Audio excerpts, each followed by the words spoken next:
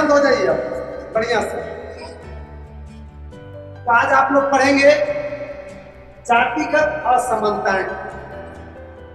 आपने जाति को शायद समझ चुके होंगे, नहीं तो फिर से समझ लीजिए जाति क्या होता है। हमने बताए थे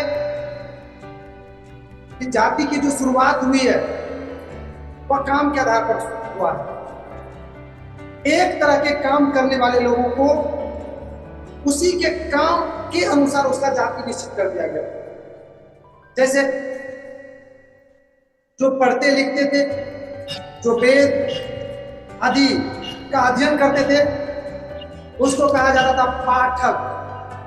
पढ़ने वाला को पाठक, जो आज ब्राह्मण कर रहा था। मवेशी के चमड़ा से संबंधित जो जूता चप्पल इत्यादि बनाते थे, उसको कहा जाता चमड़ा। गाय भैंस जो चराते थे खास करके, उसको कहा जाता ग्वाला, यादव थे, यादव था, यादव। इस तरह से एक तरह के काम करने वाले लोगों के समूह को काम के अनुसार ही जाति का नाम दिया गया। तो जाति शायद मेरे भाई, ऑनलाइन वाले भाई, आवाज को म्यूट कर लीजिए। जब जरूरत हो तभी आवाज ऑन कीजिए आप, जब क्वेश्चन करना हो तब कीजिए ऑन। चलिए बढ़िया, अब है जातिगत। जाति समझ गए? एक तरह के काम करने वाले लोगों के समूह जो होते हैं वही क्या करते, और वह जाति समूह में काम के आधार पर था, लेकिन वर्तमान समय में किसके आधार पर जाती है? जन्म के आधार पर। यार किसके आधार पर? आज काम के आधार पर नहीं है। आज जो व्यक्ति जिस जाति में जन्म लेते हैं उसका जाति वही कहा जाता है। चाहे वो पाठक बने कि ग्वाला बने कि चमड़ा के काम करे कि कोनो काम क्यों करे, जाति उसका। लेकिन जब शुरुआत हुआ था तो एक व्यक्ति का अगर 5 को बेटा है तो 5 अलग अलग जाति को हो सकते हैं। पढ़ने लिखने लगा तो पाठक कराने लगा, उसी में से चमड़ा का काम करने लगा तो चमड़ा कराने लगा, कपड़ा तपड़ा धोने लगा तो धोनी करा, गाय भैंस बकरी चलाने लगा तो ग्वाला कराने लगा। लेकिन आज ऐसा नहीं, आज जन्म के आधार पर जाति हो गई। राइट, जाति समझ गए कहां पर आ गए? अब आइए आप लोग जातिगत असमानता है। मेरे भाई जातिगत मतलब जाति के अंदर और दूसरे जाति के अंदर जो कुछ काम हो रहा है, जो क्रियाकलाप है, जो रीति रिवाज है, उनमें जो अंतर है उसी अंतर को आज करना। तो भाई आप देखे होंगे पॉइंट, हम लोग चूंकि अधिकांशतः बच्चे गाँव में ही रहते हैं और एक गाँव में, बाजार में तो वैसे जाति जाति का पता नहीं चलता है कौन जाति है क्या नहीं। बहुत बारीकी से देखने पर जब लंबे समय तक कहीं रहिएगा तब पता चलेगा कि अमुक जाति है अमुक जाति है। लेकिन गाँव में तो टोला बटा हुआ रहता है, नहीं ये मुसहरी, ये कुंवर टोली, ये बबल टोली, ये चमर टोली रहता है ना।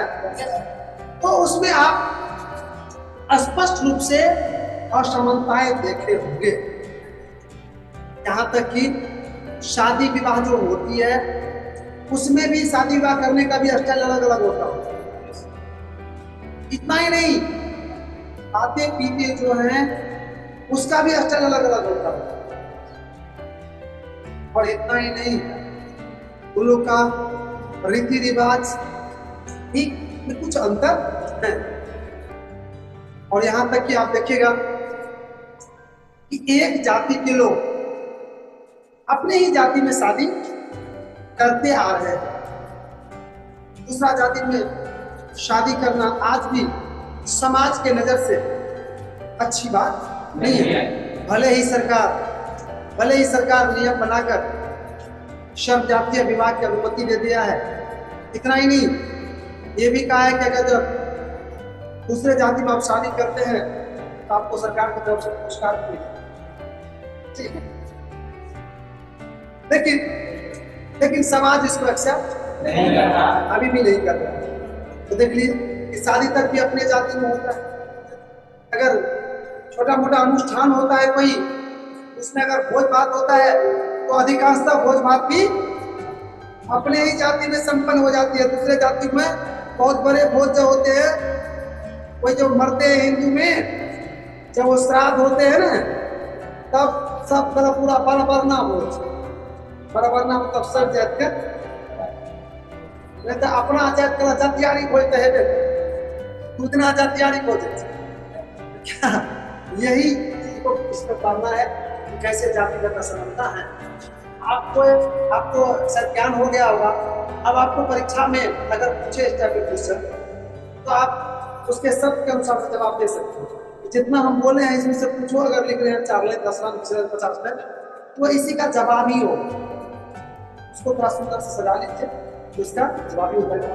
तो मेरे भाई क्लियर हो गया कि हमारे समाज में विभिन्न तरह के जाति हैं, विभिन्न तरह के काम करने वाले समूह है, वही जाति का रूप धारण कर लिया, वही जाति कहलाता है। और उसके अंदर खान पान, रीति रिवाज, शादी विवाह करने का स्टाइल इत्यादि में दूसरे जाति से बहुत हद तक भिन्न है, अलग। इसमें कोई दो मत बात नहीं है, कोई सत्य। हाँ, अभी जो कुछ शिक्षा का स्तर ऊपर उठा है, उसमें कुछ समानताएं आई। बहुत सारे जाति में जो एक रीति रिवाज है, तो बहुत सारे जाति में मिलता होगा वही, लेकिन ऐसा हम ये नहीं कह सकते कि बिल्कुल नहीं समान हो गया है, एक रंग का रीति रिवाज हो गया, ये नहीं। कुछ न कुछ असमानताएं, असमानता क्या होती है, नोट कीजिएगा। चलिए मेरे भाई नोट करते थोड़ा जल्दी में कि हमारे समाज में हमारे समाज में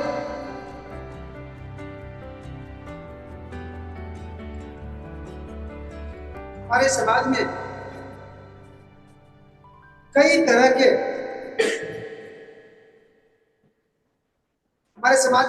के जाति के लोग रहते हैं। हमारे समाज में कई तरह के जाति के लोग रहते हैं। हमारे समाज में कई तरह के जाति के लोग रहते हैं, जिसका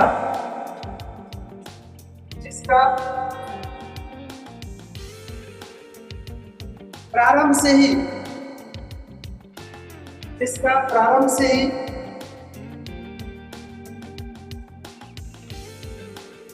रीति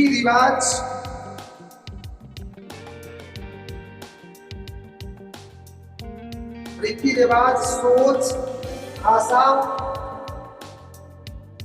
रीति रिवाज, सोच, भाषा आदि में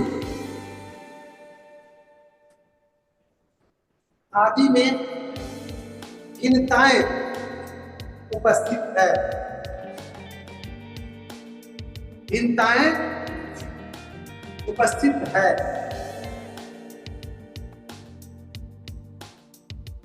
वही जातिगत असमानताएं कहलाती है। वही जातिगत असमानताएं कहलाती है। वही जातिगत असमानताएं कहलाती है। देख लिए, वही जातिगत असमानताएं कहलाती है। फिर भाई एक बार प्रकार चेंज कर दो। वही जातिगत असमानताएं कहलाती है, प्रकार चेंज करो। देखिए, समय के साथ साथ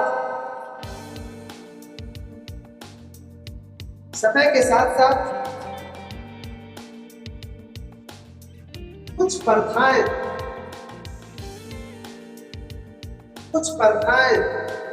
और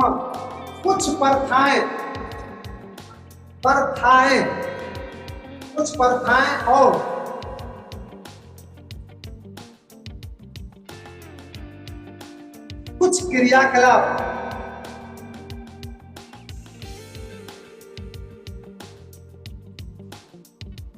कॉमन है। उसको दूसरा भाषा में लिखते हैं। कुछ क्रियाकलाप सभी जाति में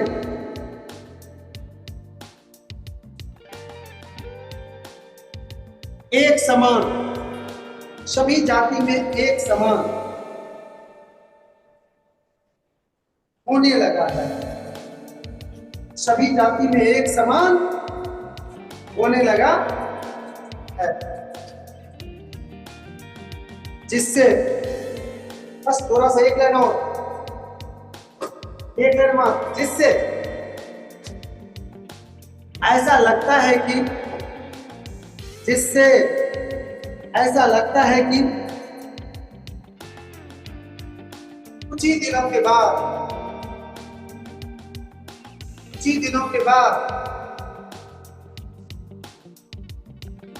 जातिगत असमानताएं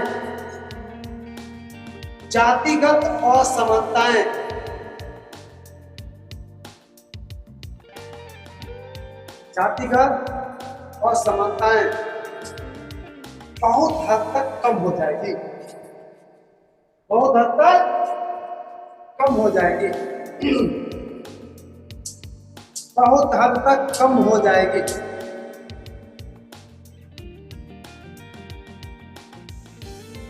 हो गया मेरे भाई?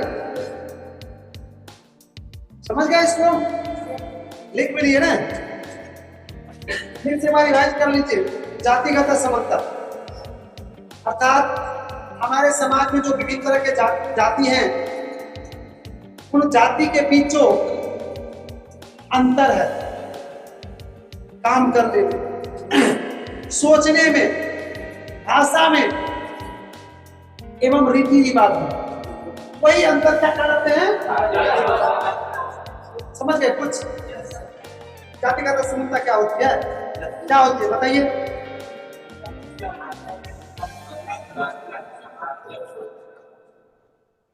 हाँ, समाज में कई जाति हैं और सभी जाति का लगभग अलग अलग रीति रिवाज, अलग अलग सोच, अलग अलग भाषा इत्यादि हैं। वही जो अलग अलग है वही क्या कहलाता है? समझ में आ गया? चलिए आगे आपको बताइए। वर्ण व्यवस्था उसी से संबंधित है। टाइम दिया है मेरे भाई, हो जाएगा वर्ण व्यवस्था। आप लोग भी लिख लीजिए। तो कॉपी के बीच में क्या लिख रहे हैं?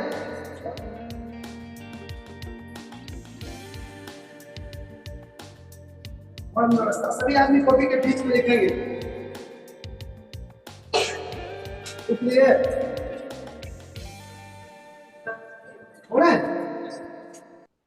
शुरू करें मेरे भाई? लिख लिए? आप ऊपर देख रहे हैं, ऊपर थोड़ा उसको भी उसका आई कांटेक्ट मिलने को मेरे भाई, मेरे ऊपर का थोड़ा।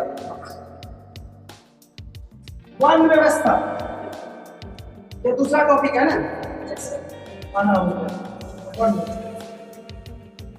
क्या होता है मेरे भाई वर्ण व्यवस्था? वो सुनो। जाति के पदानुक्रम व्यवस्था वर्ण व्यवस्था। ये क्या होता है जाति के पदानुक्रम? वो सुन लीजिए मेरे भाई। समाज में विभिन्न धर्म के लोग रहते हैं, हिंदू भी, मुस्लिम भी, सिख भी, ईसाई भी रहते हैं। और उन धर्मों में देखिएगा कि धर्मों के बीच में कई जाति हैं। जैसे मैं हिंदू धर्म की बात कर रहा हूं। हिंदू धर्म जो है कई जाति हैं, उन जाति को 4 वर्णों में बांटा गया। 4 वर्णों में सबसे पहला को कहा गया है ब्राह्मण, दूसरा को क्षत्रिय, तीसरा को वैश्य, चौथा को शूद्र। अर्थात वैश्य हुआ मेरे भाई बनिया कटेरी का आदमी, अर्थात मरवाड़ी हम कह सकते हैं। और शूद्र में इधर जितना भी है पचपनिया सब मंडल से लेकर उधर अति जनजाति तक सब इसमें आ गया। किसमें? शूद्र में आ गए। और इसका महत्व देख लीजिए आप, समाज में पदानुक्रम है कि नहीं। समाज में सबसे ऊंचे किसको माने जाते? ब्राह्मण को। दूसरे नंबर पर क्षत्रिय राजपूत, तीसरे नंबर पर यही वैश्य अर्थात मरवाड़ी, और उसके बाद सब है कि नहीं है। इसी पदानुक्रम व्यवस्था को आप इसी तरह से मुस्लिम ले लेते हैं। कोई मुस्लिम भाई इसमें? इसमें देखिए शेख है, पैठान है, दुनिया है, गुजरा है, अंसारी है, इत्यादि है कि नहीं हो? है ना? इसमें सबसे ऊपर जो होते हैं मेरे भाई शेख होते हैं, ना शेख होते हैं। उसके बाद पैठान इत्यादि का महत्व है। सब एक ही है, लेकिन उस महत्व के अनुसार से सजा हुआ है। यही महत्व के अनुसार से जो एक धर्म में जो विभिन्न जाति बना हुआ है, उसी सीरीज को क्या कहते हैं? अर्थात जाति के महत्व, जाति जो समाज में महत्व के अनुसार से सीरीज बाय जुड़ा हुआ है, उसी सीरीज को समझने में अर्थात क्लियर हो गया कि हमारे समाज में कई जातियां हैं। वो जाति अपने महत्व के अनुसार से क्रमवार सजे हुए हैं। उन्हीं क्रमवार को क्या कहते हैं? वर्ण व्यवस्था। और मैंने अभी बताया, कई बार पूछा भी है ऑब्जेक्टिव कि हिंदू समाज कितने वर्णों में बटा हुआ है? कौन कौन?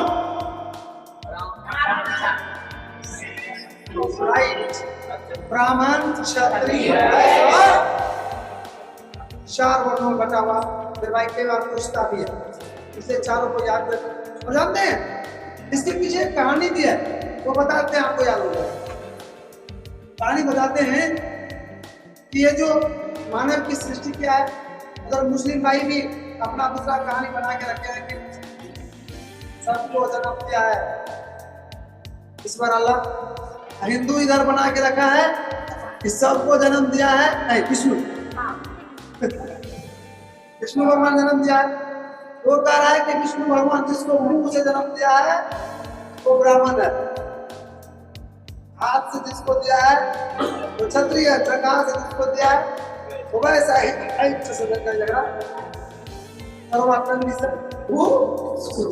इलाका महत अगर पहले महत ये धारणा है समाज में। शायद समझ गए? अरे भाई आप लोग के पास 5 मिनट टाइम है, चाहे तो लिखा सकते हैं, लिख सकते हैं, थोड़ा सा हाथ चला के लिखो। देखिए क्या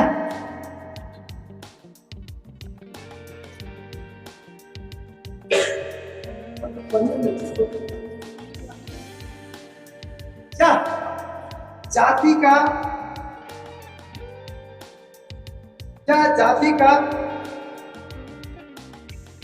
पदानुक्रम व्यवस्था है। क्या लिखे मेरे भाई? पदानुक्रम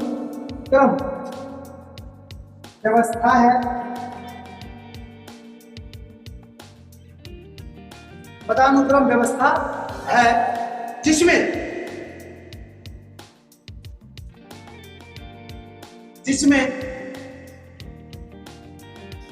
जाति का महत्व,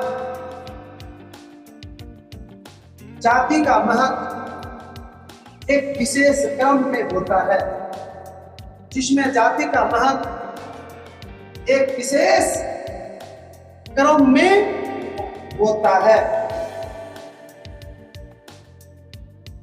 जैसे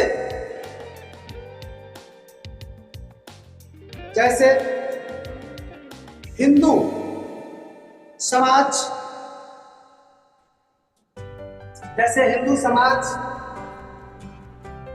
चार वर्णों में बटा हुआ है। जैसे हिंदू समाज 4 वर्णों में बटा हुआ है। लिखिए कौन कौन? ब्राह्मण, क्षत्रिय, क्षत्रिय, वैश्य, वैश्य और शूद्र।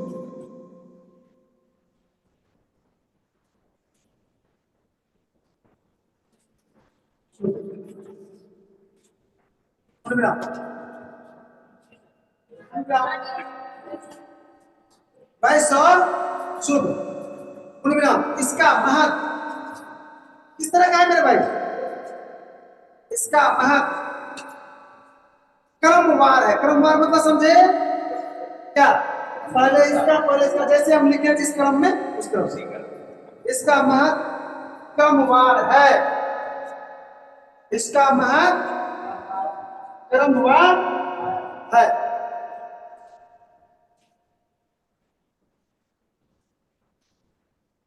हो गया मेरे भाई? ये जो अभी पढ़े हैं आप लोग,